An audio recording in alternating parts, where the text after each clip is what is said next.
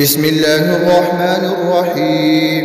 ياسين والقرآن الحكيم إنك لمن المرسلين على صراط مستقيم تنزيل العزيز الرحيم لتنذر قوما ما أنذر آباؤهم فهم غافلون. لقد حق القول على أكثرهم فهم لا يؤمنون. إنا جعلنا في أعناقهم أغلالا فهي إلى الأذقان فهم مقمحون. وجعلنا من بين أيديهم سدا ومن خلفهم سدا فأغشيناهم فهم لا يبصرون. وسواء عليهم أأنذرتهم أم لم تنذرهم لا يؤمنون. إنما تنذر من اتبع الذكر وخشي الرحمن بالغيب فبشره بمغفرة وأجر كريم.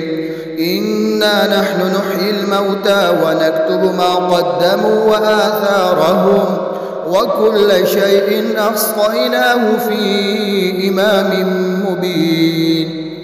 واضرب لهم مثلا أصحاب القرية إذ جاءها المرسلون إذ أرسلنا إليهم 2 فكذبوهما فعززنا بثالث فقالوا إنا إليكم مرسلون. قالوا ما أنتم إلا بشر مثلنا وما أنزل الرحمن من شيء إن أنتم إلا تكذبون. قالوا ربنا يعلم إنا إليكم لمرسلون وما علينا إلا البلاغ المبين.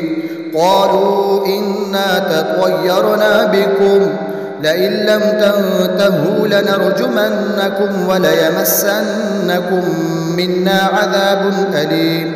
قالوا طائركم معكم أئن ذكرتم بل أنتم قوم مسرفون.